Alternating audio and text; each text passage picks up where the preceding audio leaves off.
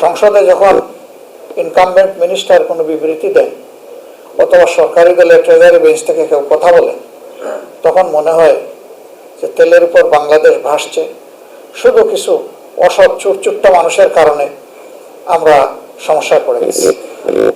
এবং এটাও বলা হয় যে আগের থেকে তেলের যে স্বাভাবিক চাহিদা ছিল, ইরান ভার্সাস ইসরায়েলের এই যুদ্ধ বাধার পরে এখন এই চাহিদা অনেকে বাড়াই দিচ্ছে। আচ্ছা, ভালো কথা, তো চাহিদাটা পূরণ করবে কখন? যাওয়া আসা আপনারাও করেন, আমরাও করি।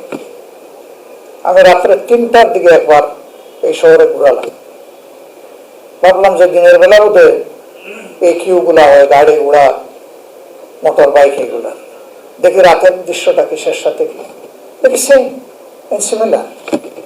ওখানে শুধু মোটরসাইকেল একটু কম দেখলাম, কিন্তু গাড়ির কোনো অভাব দেখলাম না। কিলোমিটার্স আফটার কিলোমিটার্স একের পিছনে আরেকজন লাইন দিয়ে দাঁড়ায় আছে, স্টিল ওইগুলো মুভ করছে না। কার এমন গরজ লেগেছে 5 ঘন্টা 7 ঘন্টা 8 ঘন্টা কিউতে দাঁড়াইয়ে এখান থেকে বাড়তি তেল নেবে? তার ডিমান্ডটাই পাচ্ছে না। একদিকে এই দৃশ্য, আরেকদিকে চুরাই বাজারে 2.5 গুণ দামে আবার 3 গুণ দামে সেই তেল আবার বিক্রি হচ্ছে। এরা কারা? মাঝে মাঝে লোক দেখানো কিছু অপারেশন আমরা দেখি, এই সবগুলার পিছনে ফুটির জোর আছে বলে এগুলা হচ্ছে। মরার উপরে খাড়ার ঘা। বাইরে থেকে 3 গুণ 2.5 গুণ দামে যে তেল কিনতেছেন, টাকা তো যাচ্ছেই পকেট থেকে, বাড়তি ওই তেলের সাথে বেজাল কি মিশিয়ে বিক্রি করতেছে তাকে জানে। এবং অনেকেই এখন কমপ্লেন করছেন, তেল তো বললাম, গাড়ির তো চাকা ঘুরে না। একদিকে মানুষের পকেট কাটা হচ্ছে, আরেকদিকে এই মানুষগুলোর সম্বলগুলোকেও ধ্বংস করে ফেলা হচ্ছে। কৃষকরা যারা খাদ্যটা ফলাবে, আল্লাহর আসমান থেকে বৃষ্টি যদি ধরে আলহামদুলিল্লাহ, তো বৃষ্টি তো সবসময় সব দিনে ঝরে না, কিন্তু ধানের যে গাছগুলা তাদের তো পানির প্রয়োজন হয়, তো এটা সেচের মাধ্যমে পূরণ করতে হয়।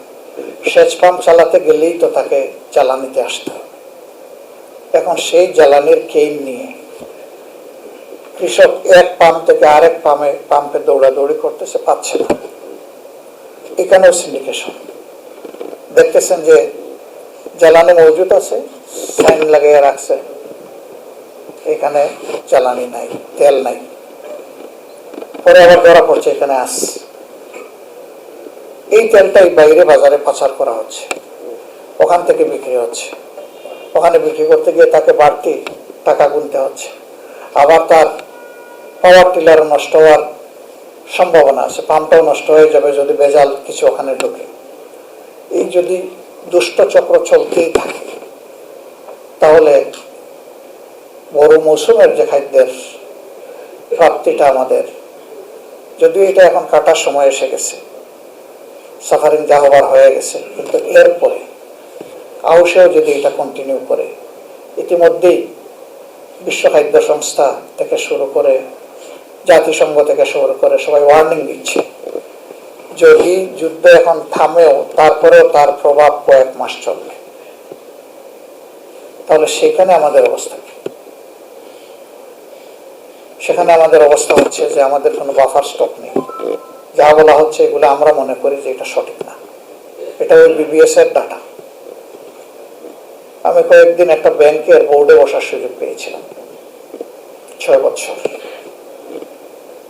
এই ব্যাংকের সুবাদে অন্যান্য ব্যাংকগুলোর সাথেও আমাদের যাতায়াত ছিল। অ্যানুয়াল ব্যালেন্স শিট যখন তৈরি হবে, তখন তৎপরতা ব্যাংকগুলোতে বেড়ে যেত। কিভাবে ডিভিডেন্ড আছে এটা শো করা যায়, প্রফিট বাস্তবে নাই কিন্তু এখন জেনারেট করতে হবে কাগজে। এটাকে টপ ড্রেসিং বলা হয়।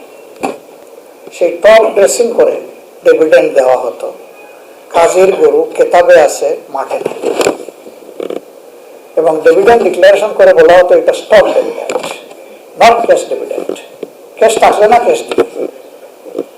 তো যদি লাভ হইবে তাইলে ক্যাশ দিতে অসুবিধা কোথায়? আমার লাভের টাকা গেল কই? সেই লাভ তো শেয়ার হোল্ডাররা পাবে। তো ওই রকম আমাদের গুজামিল দিয়ে সবকিছুই চলছে। এর মধ্যে তো ব্যাংকিং খাত একেবারেই লুটে পুটে খেয়ে দিয়ে হজম করে শেষ করে দেওয়ার উপক্রম হয়েছে। এইগুলাকে চেক দেওয়ার জন্য সংসদে গত সরকারের কতগুলা অধ্যাদেশ ছিল, খুবই জরুরি ছিল এগুলো পাশ করা ট্রান্সপারেন্সির জন্য। বিশেষ করে দুদক কমিশন, স্বাধীন দুদক কমিশন গঠন, যেটা কিন্তু এটাই ঠেকিয়ে দেওয়া হয়েছে। মতলব হচ্ছে দেশ চলবে আগের কায়দায়। তো রক্ত জ্বলল, জীবন গেল, পঙ্গু হলো, ক্ষতি হলো দেশে, বহু মায়ের বুক খালি হলো, বহু বোন তার স্বামী হারালো, বাচ্চা এতিম হলো। তার জবাব কি? এই জবাব কে দিবে? রাজনীতিবিদদেরকে জবাব দিতে হবে।